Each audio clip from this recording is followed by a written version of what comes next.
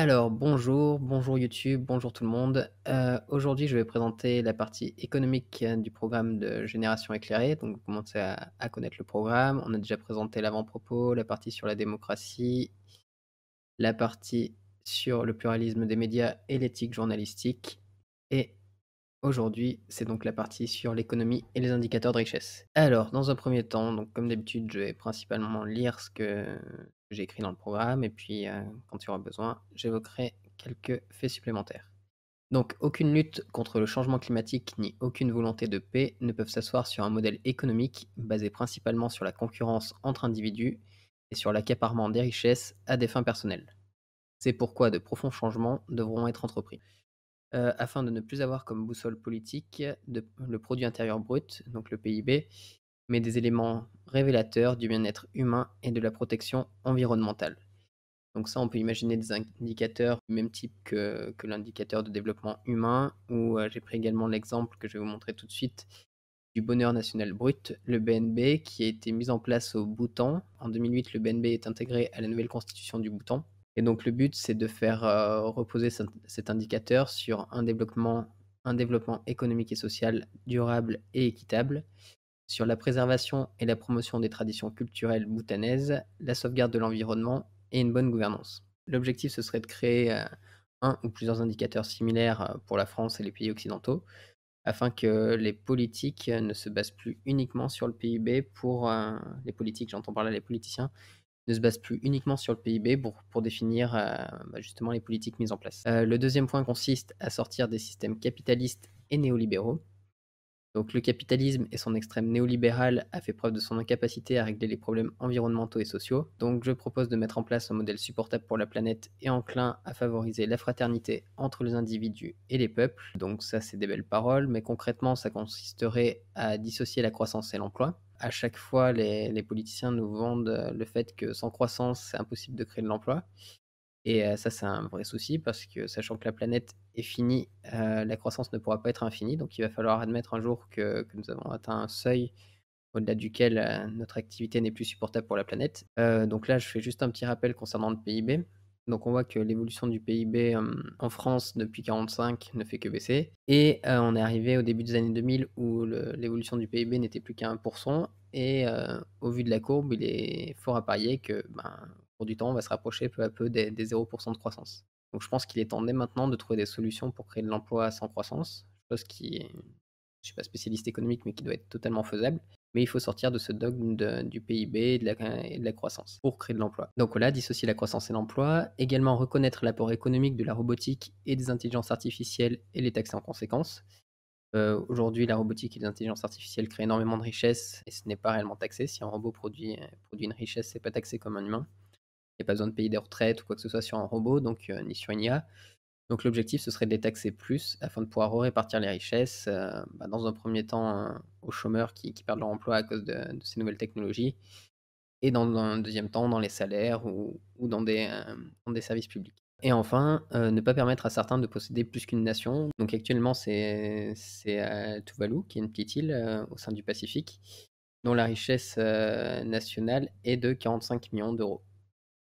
Donc 45 millions d'euros, certains sont scandalisés. Comment ne peut-on pas s'enrichir au-delà de 45 millions d'euros? Mais moi, ça me semble pas du tout aberrant qu'on ne puisse pas gagner plus de 45 millions d'euros par an. Et donc je propose de limiter la richesse à ce montant-là, voire enfin sur une vie, même 45 millions d'euros, ça me semblerait pas aberrant non plus, sachant que c'est la richesse produite par, donc c'est noté ici, la richesse produite par 11 342 habitants. Donc le fait qu'une personne ne puisse pas posséder plus que 11 000 habitants sur terre ne me semble pas aberrant. Et puis si la richesse, possédée par les plus riches, doit augmenter, le meilleur des moyens sera de faire augmenter la richesse possédée par les plus pauvres. Ainsi pourront peu à peu augmenter leur richesse, mais il faut que tout le monde en profite. Je considère qu'il serait important de mettre en place un moratoire sur les partenariats publics-privés et de pratiquer un audit pour juger de leur efficacité. Donc là aussi un petit rappel pour, ceux qui ne connaîtraient pas ce qu'est un partenariat public-privé. Donc un mode de financement par lequel une autorité publique fait appel à des prestataires privés pour financer et gérer un équipement assurant ou contribuant au service public. Ce mode de financement est présent dans de nombreux pays sous des formes variées. Donc c'est actuellement présent en France. Ça coûte, selon moi et selon beaucoup de gens, extrêmement cher en fait. On délègue à des acteurs privés, la gestion de services publics. nous vantant le fait que ça représente des économies énormes pour l'État, alors que ce ne sont que des dépenses différées. Dans un premier temps, ça donne l'impression de faire des économies, mais finalement, ça coûte beaucoup plus cher. Et donc, je propose qu'on réalise un audit sur ce sujet. Par la suite, je propose de sanctuariser la gestion des biens communs et des services publics essentiels. Donc, certains biens communs essentiels doivent être considérés comme des biens publics et donc être gérés majoritairement par l'État. Cela concerne la gestion de l'eau, des sources d'énergie, des réserves naturelles, des réseaux de transport et des réseaux de télécommunications. Donc voilà, ça après c'est libre à chacun d'avoir une opinion là-dessus, mais moi je pense qu'il y a vraiment des biens communs qu'on ne peut pas laisser aux acteurs privés et c'est nécessaire que soient gérés de façon démocratique, parce que l'État à la base c'est quand même censé être un outil démocratique et que donc les prises de décision sur la gestion de ces énergies, de ces ressources naturelles se soient faites démocratiquement. Ensuite, je propose de créer des observatoires citoyens de la qualité des services publics chargés d'identifier les points de réussite et de blocage au niveau local.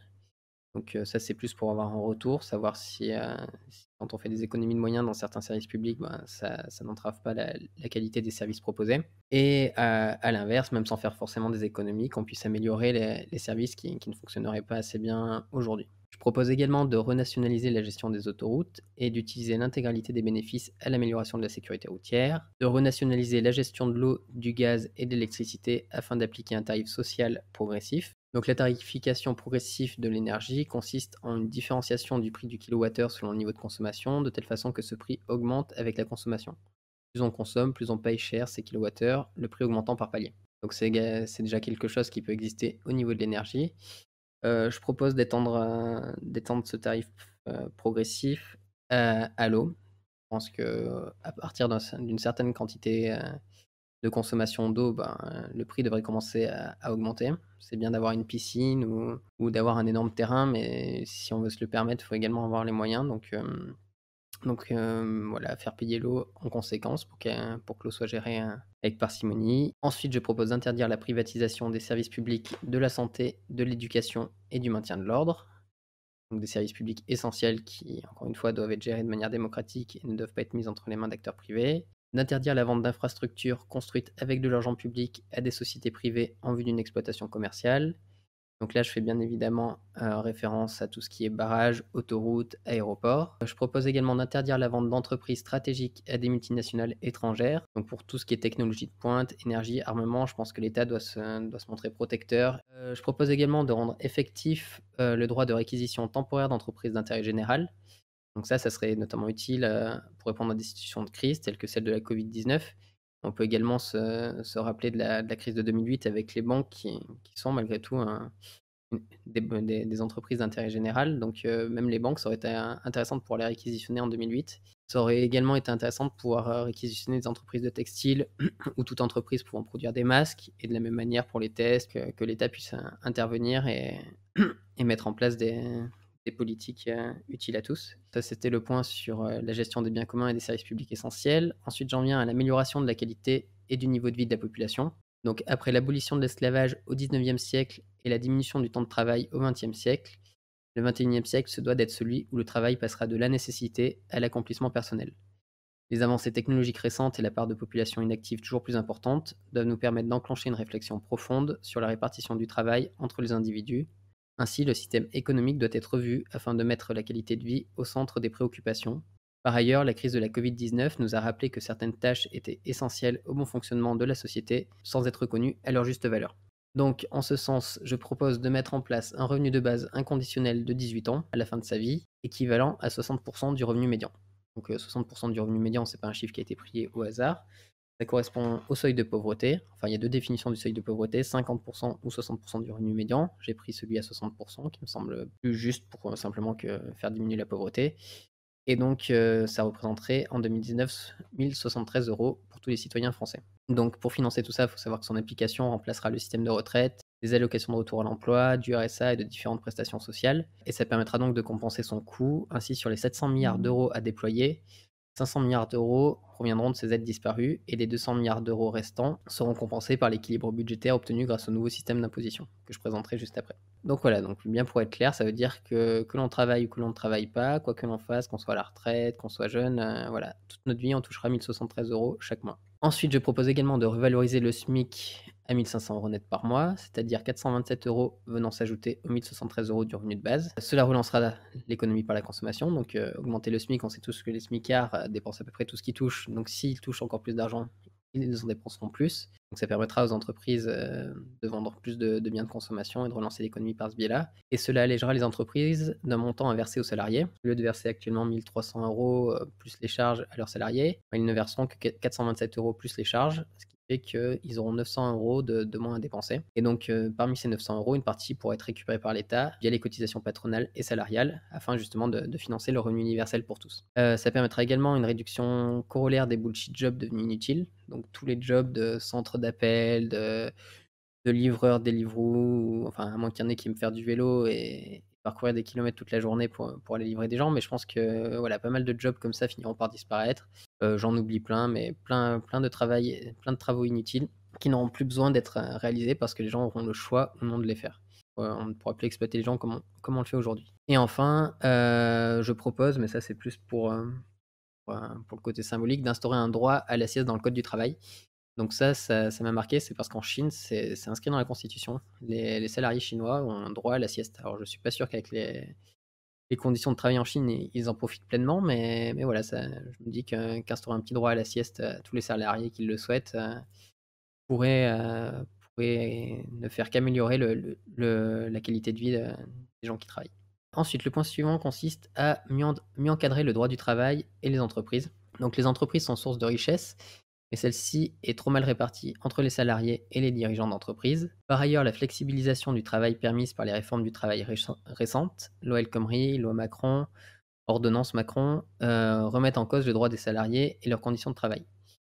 Donc là, j'ai pas pris en compte aussi toutes les réformes qui ont été faites pendant la crise du Covid, qui ont encore assoupli le droit du travail. Et donc il est important de reconnaître l'apport de tous les travailleurs dans la richesse produite et de leur accorder plus de reconnaissance. Par ailleurs, certaines mesures doivent être prises pour protéger les petites entreprises en difficulté. Donc, je propose dans un premier temps donc d'abroger les lois travail mises en place sous le gouvernement de François Hollande et d'Emmanuel Macron, qui sont des reculs majeurs des droits sociaux, d'autoriser les accords d'entreprise uniquement s'ils sont en faveur des salariés. Je propose également de réviser le crédit d'impôt pour la compétitivité et l'emploi, le fameux CICE, ainsi que les aides aux entreprises, afin de les conditionner à une charte fondée sur des critères sociaux et de création d'emplois durables, d'augmenter les aides allouées à la recherche et à l'innovation des entreprises en augmentant les moyens de la Banque publique d'investissement. Donc actuellement, les entreprises versent beaucoup trop d'argent en dividendes et s'occupent plus trop d'investir dans l'innovation. Et malgré tout, l'innovation, c'est ce qui permet également sur le long terme de produire de la richesse. Donc autant les grandes entreprises font ce choix-là volontairement de ne pas investir, mais certaines petites et moyennes entreprises pourraient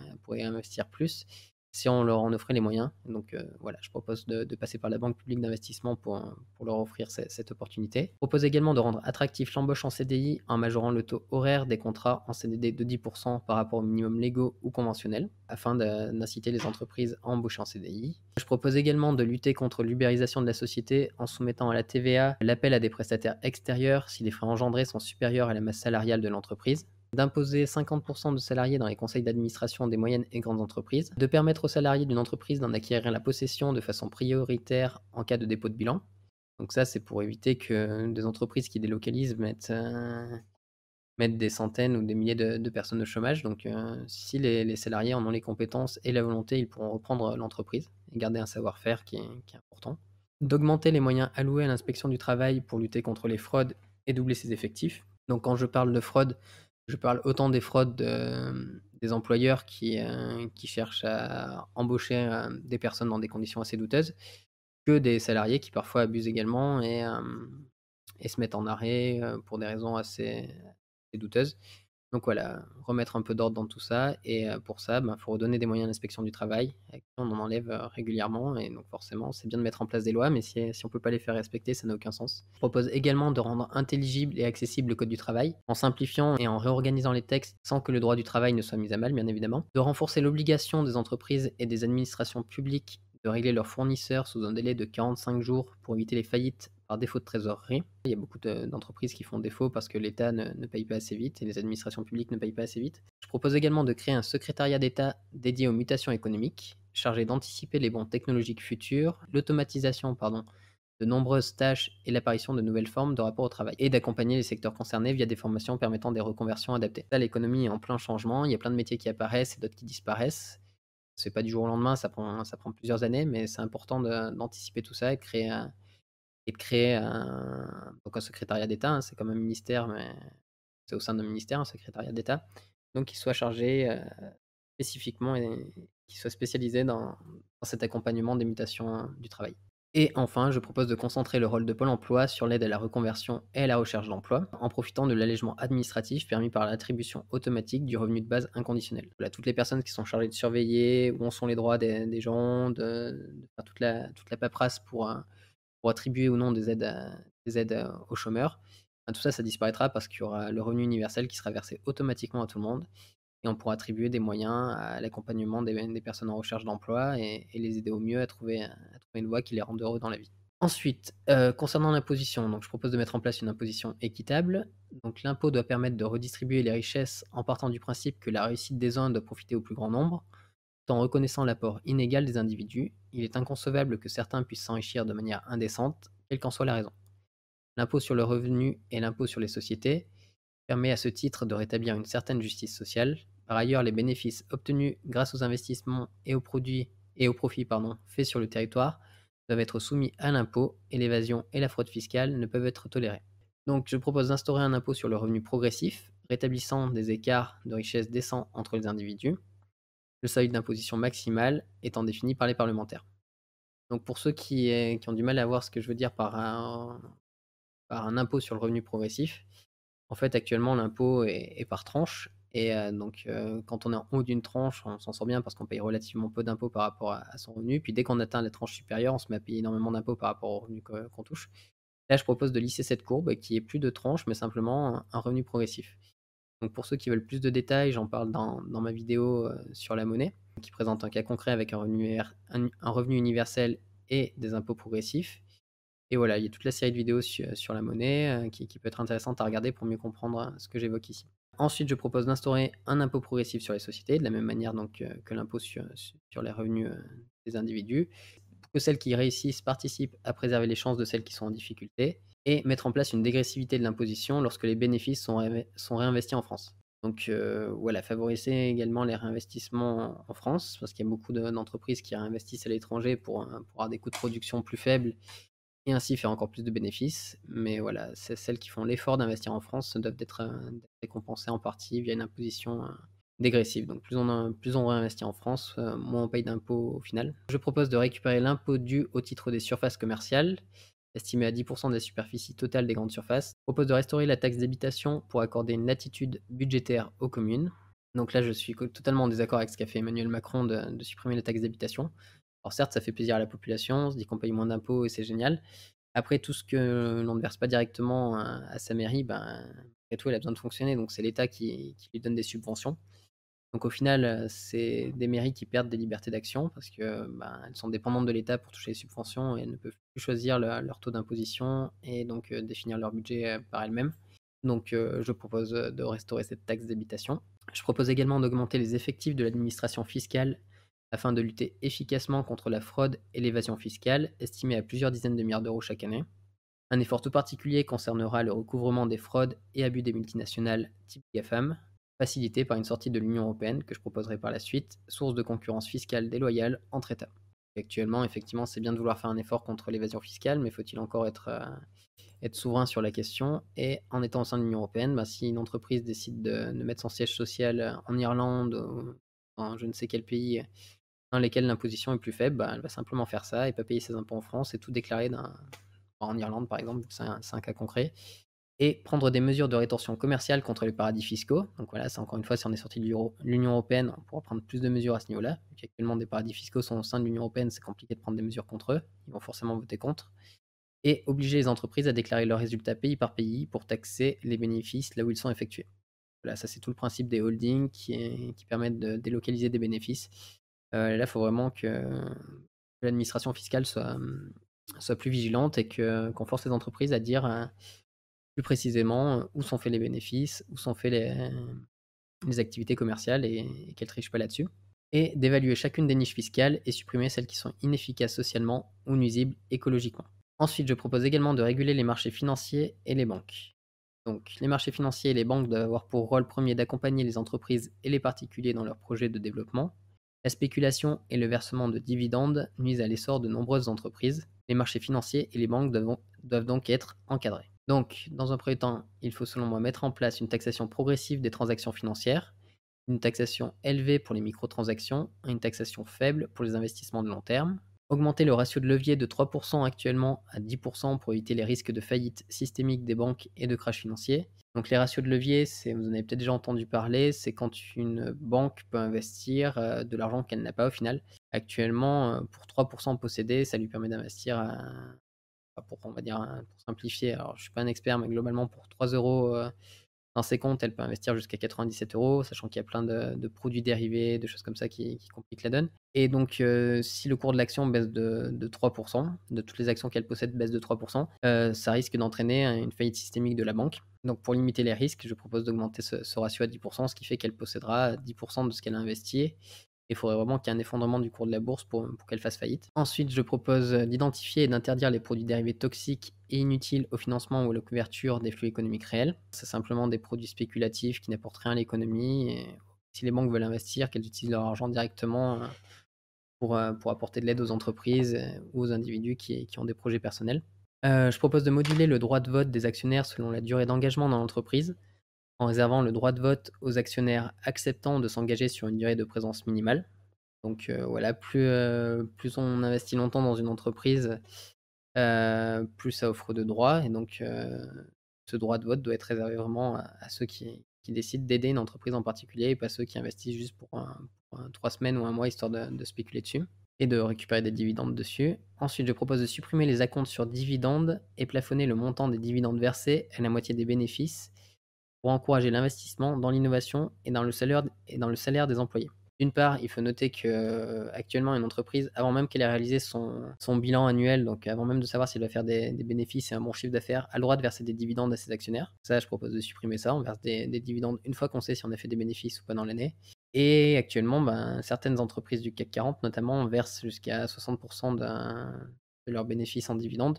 Et je propose donc de limiter ça à la moitié des bénéfices pour que tout ce qui est actuellement versé en dividendes soit réinvesti soit dans l'innovation, soit dans le salaire. Ensuite, je propose d'interdire le versement de dividendes dans les entreprises ayant recours à des licenciements économiques. Ceci, ça semble être du bon sens, mais certaines entreprises font des licenciements économiques, bénéficient d'aides de l'État et malgré tout versent des dividendes à leurs actionnaires. Donc ça, je propose de l'interdire tout simplement. D'interdire les stock options parce que ça permet donc aux dirigeants des entreprises des grosses sommes en fonction des résultats de l'entreprise, mais ça crée aussi des managements complètement inhumains avec des licenciements. Si ça permet de dégager plus de profit, allez, on licencie parce que voilà, ça augmente.